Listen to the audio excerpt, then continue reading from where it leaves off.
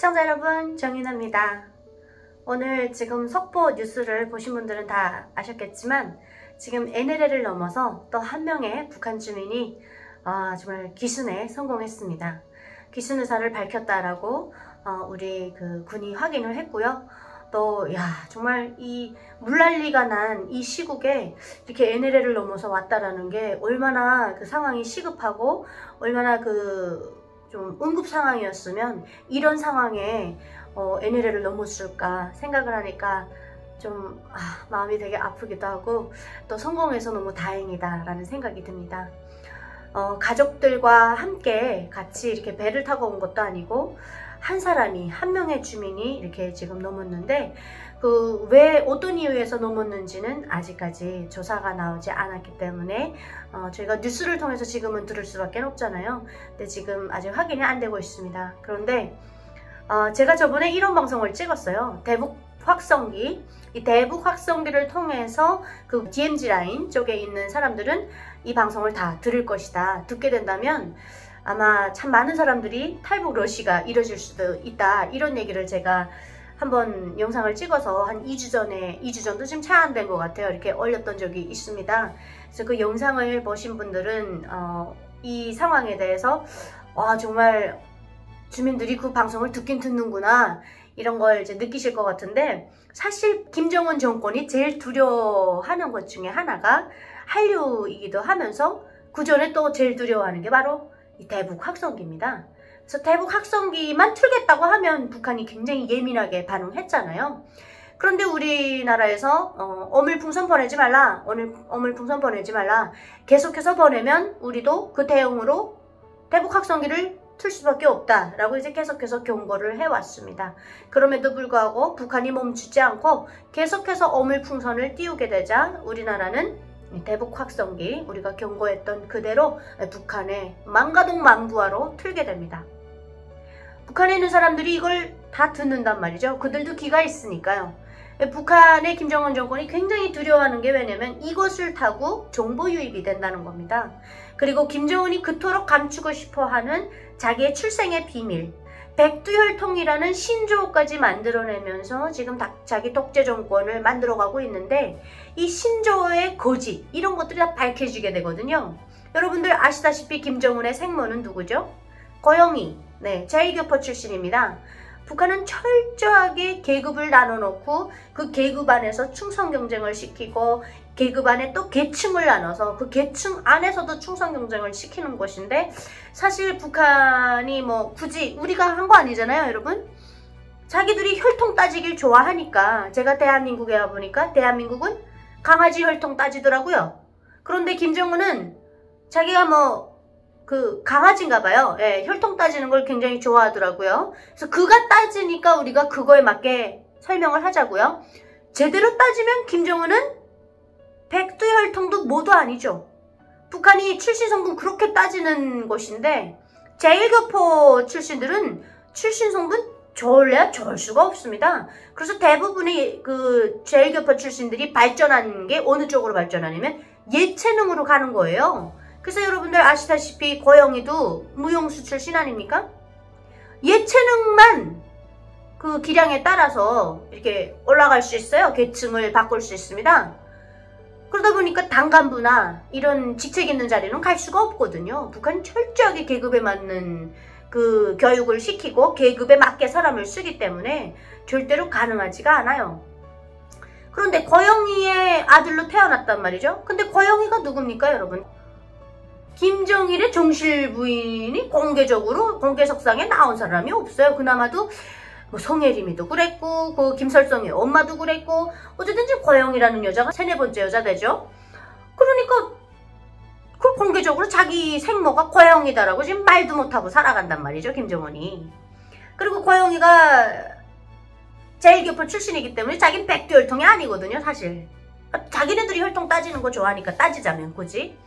그래서 김정은은 백두혈통도 모두 아니에요. 그리고 백두혈통이라는 단어는 북한에 있지도 않는 단어였어요.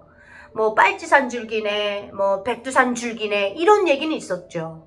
그런데 백두산 그 줄기라는 게 김일성만 얘기하는 게 아니거든요, 사실은. 그러니까 북한이 원래부터 이렇게 변질이 되고 그게 막 저렇게 독재 정권 가족의 세습화로 된 건 아니었잖아요. 초기 때는. 그래서 김일성이 정권을 잡을 때 그 백두산 줄기라고 하는 사람들은 다 그 항일 빨치산이라고 하는 자기가 항일혁명을 했다라고 얘기를 하지 않습니까? 그래서 그 항일혁명을 할 때 같이 항일혁명을 했던 항일혁명 투사들을 일명 백두산 줄기라고 합니다. 북한이. 근데 이제 저희 그 큰할아버지, 그러니까 할아버지 쪽으로 큰할아버지가 그 항일혁명 투사였대요. 저희는 할아버지 얼굴 보지도 못했습니다, 여러분. 근데 그 세기와 더불어에 보면 뭐 우리 할아버지 이름이 나왔대요. 그랬다고 그 독재 체제를 유지하려니까 저런 계급을 형성한 거예요. 백두산 줄기네 뭐네. 그래서 백두산 줄기는 제가 귀에 닦지 않도록 두뒀는데 백두혈통이라는 말은 처음 들어봤습니다. 왜 그러냐? 그도 그럴 것이 김정은이 만들어냈거든요. 백두혈통이라는 말을. 왜? 자기가 갑작스럽게 그 자리에 가다 보니까 후계자 수업도 안 걸쳤죠. 북한 안에서 대학도 못 나왔죠. 솔직히 여러분 제대로 따지면 김정은은 거절이거든요. 거절. 근데 고등학교도 졸업했는지 뭐했는지 모르겠어요. 스위스에서 공부를 했다 그러는데 뭐 김정일은 그래도 김일성 종합대학이라도 나왔어요. 예. 근데 그래서 자기 뭐 노작도 쓰고 뭐 이렇게 여기를 말하면 박사 논문 같은 것도 썼거든요. 근데 뭐 그것도 밑에 사람들이 도와줬기는 했겠지만 어쨌든 김정일 이름으로 그런 노작들이 많이 발표가 됐어요. 근데 김정은은 뭐 썼다는 게 없어요. 여기로 말하면 학벌이 네, 이렇게 갖춰지지 않았어요. 그러니까 제대로 파고들자면 김정은은 전혀 그 자리에 갈 제목이 아니거든요. 모든 면에서. 그런데 이제 김정일이 갑자기 뭐 몸에 풍이 오고 뭐 신경이 이렇게 제 역할을 못하다 보니까 그 스위스에다 내보냈던 그 김정은을 지금 끌어들여가지고 저렇게 만들어 놨으니까 초창기에 김정은이 그 2008년도부터 뭐 김대장이네 뭐네 이렇게 그 후계자 수업 들어갈 때 북한 안에 그 군대 갔다 온 대학생들 안에서 반발이 엄청났다는 거예요. 저런 듣보잡 같은 놈이 어떻게 갑자기 김대장이네 뭐니 하면서 발걸음이란 노래를 만들어가지고 김정은이 막 신격화시키지.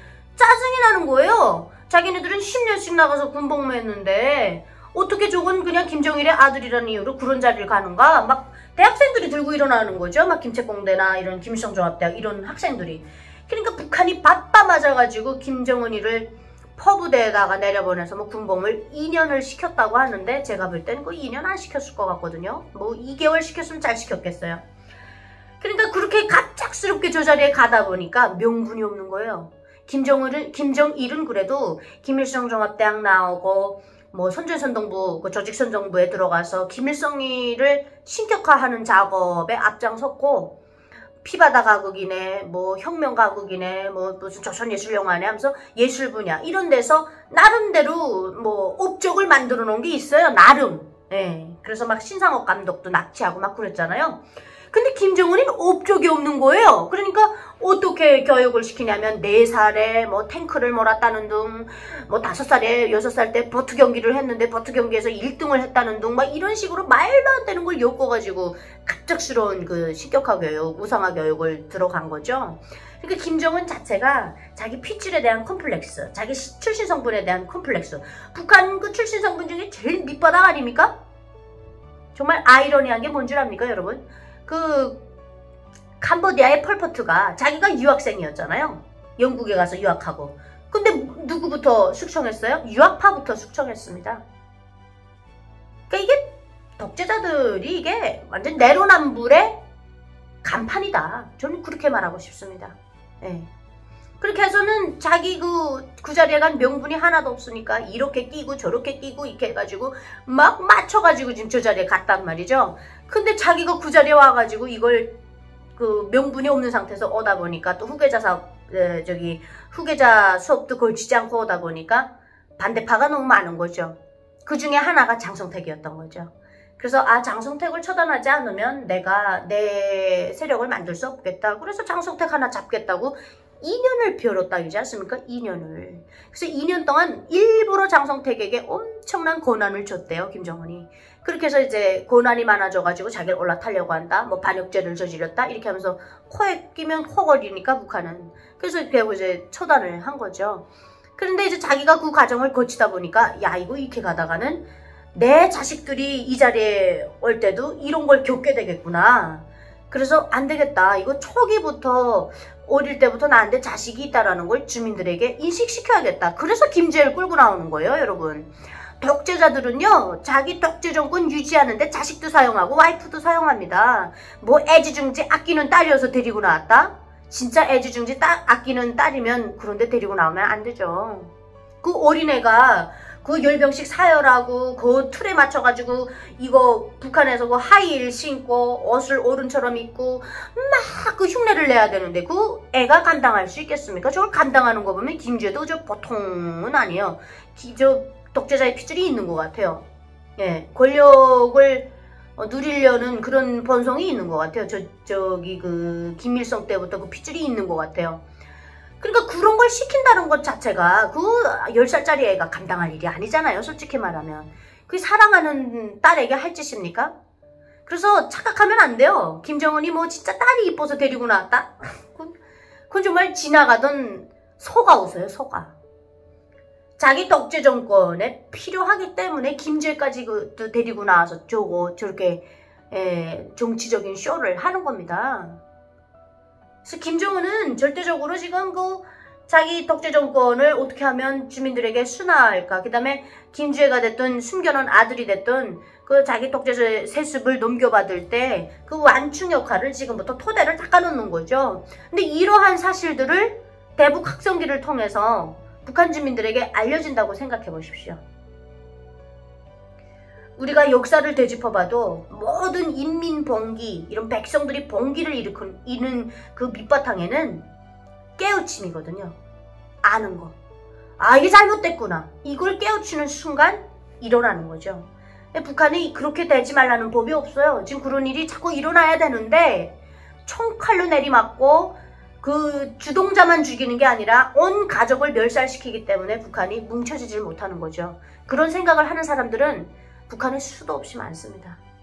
그런 사람들의 생각을 조금 더 발전시키고 조금 더 높은 단계로 인도해 줄 수 있는 게 바로 대북 확성기, 그 다음에 이런 정보 유입이거든요.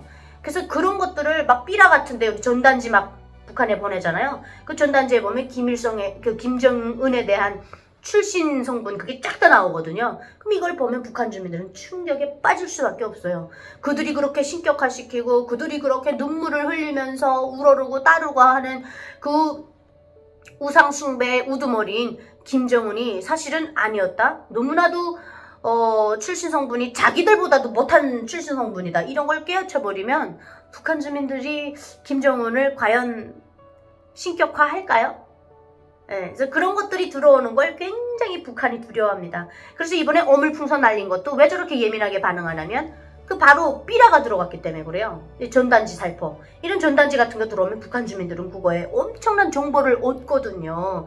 그래서 북한은 그 삐라 만지면 손이 썩는다 그러고 삐라하고 같이 들어온 그 초코파이 이런 거 먹으면 뭐 그 자리에서 장기가 녹아버리고 이런 식으로 교육을 시키거든요. 근데 그 최전선에 나와있던 군인들 말 들어보면 그 삐라에 들어오는 달러 다 가졌고 그 다음에 초코파이도 다 까먹었대요. 근데 아무렇지 않더라는 겁니다. 그러니까 이제 다 알아버린 거예요. 그래서 이제 북한이 그거에 그렇게 반응을 예민하게 하는 겁니다. 전단지 살포. 그러니까 뭘 합니까? 어물풍선을 막 띄우는 거예요. 자기네들 자국한다고. 북한이 제일 두려워하는 것 중에 하나가 전단지 살포, 그 다음에 이제 대북 확성기, 그 다음에 대한민국 드라마, 노래 이런 것들입니다. 그래서 이 대북 확성기를 재개함으로써 북한은 얻은 것보다 실이 더 크다. 저는 그렇게 판단합니다. 그래서 김정은이 참 쉽게 말하면 지혜롭지 못하다, 똑똑하지 못하다. 그리고 자기가 뭘 하는지 모른다. 도깨비 기한짝 뭐지듯이 그냥 여기 가서 번지고 저기 가서 번지고 그런 스타일이야 지금 보니까. 그래서 김정은이 하는 행동들 이런 거 보면 굉장히 못 배운 티가 나요. 예, 사고가 굉장히 짧고 생각도 없고 그냥 되는 대로 그냥 진짜 제가 말씀드린 그대로 도깨비 기아장 번지듯이 그러고 있는 거예요. 그래서 북한이 자꾸 저렇게 하면 할수록 더 오래 가지 못한다. 지금 이 주민도 목숨을 걸고 내려오지 않습니까? 이런 것들이 성공했다라고 소문이 나면 황해도에서 오겠다는 사람 아마 줄 설 것 같거든요. 그래서 이러한 조짐들이 굉장히 김정은 정권을 압박하고 있다. 바람직한 바람직한 현상들이다. 이렇게 말씀드리고 싶습니다. 오늘 영상 유익하셨다면 구독과 좋아요 부탁드리면서 저는 영상 마무리하겠습니다. 시청해주신 여러분 고맙습니다. 안녕히 계십시오.